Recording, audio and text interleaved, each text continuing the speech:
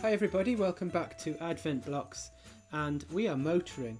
We are up to day 9. So let's just do our usual and check the letter from yesterday.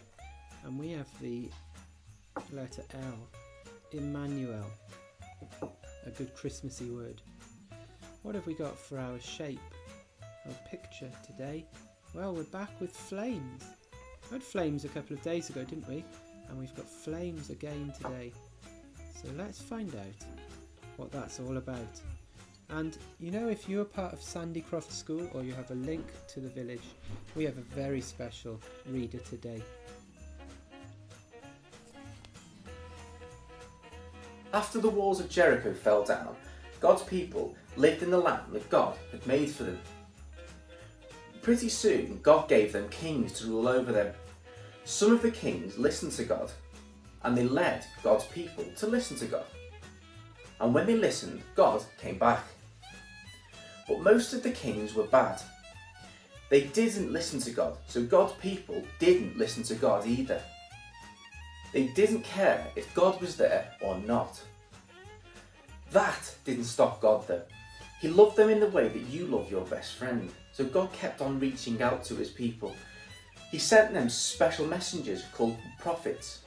Their job was to remind God's people that the only way they could be happy was if God was with them. One of those messengers was called Elijah, and God used Elijah to get everyone's attention.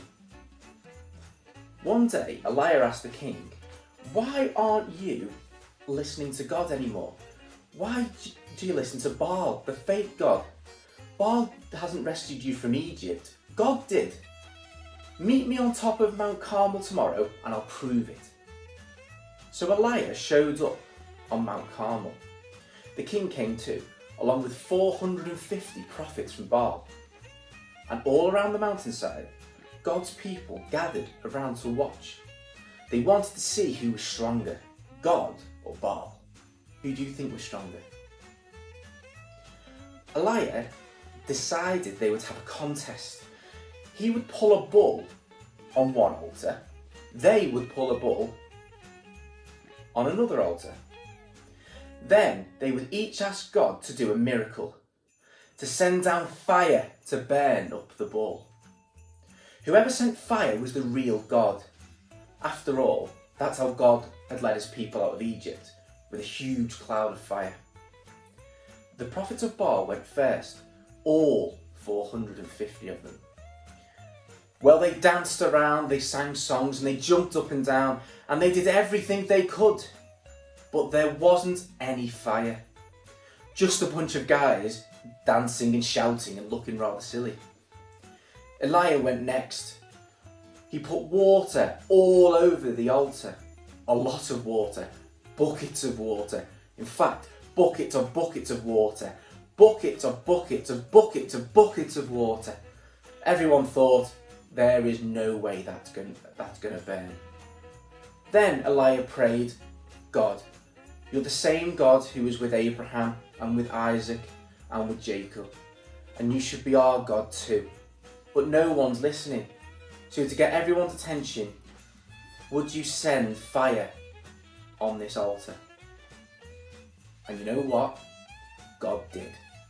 Like a thunderbolt from heaven, fire came down and scorched the altar, the bull, and even the water.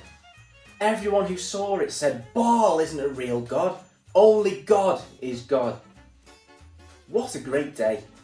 But things weren't always easy for Elijah after that. The king didn't like losing his contest on Mount Carmel, and Elijah had to run and hide in a cave. Elijah thought he was all alone in that cave. But Elijah wasn't alone. Even when Elijah was hiding, even when Elijah was in the dark cave, even when Elijah was the only one on Mount Carmel who thought God would win the contest, God was with him. God was very happy with Elijah, and many years later, God decided to come down and bring Elijah up to live with him forever. That was good news for Elijah, but it reminded the rest of God's people that God wasn't always there. You see, God couldn't remain, sin drove him away. So Elijah and God's people began to hope and pray. God, will you come back to stay?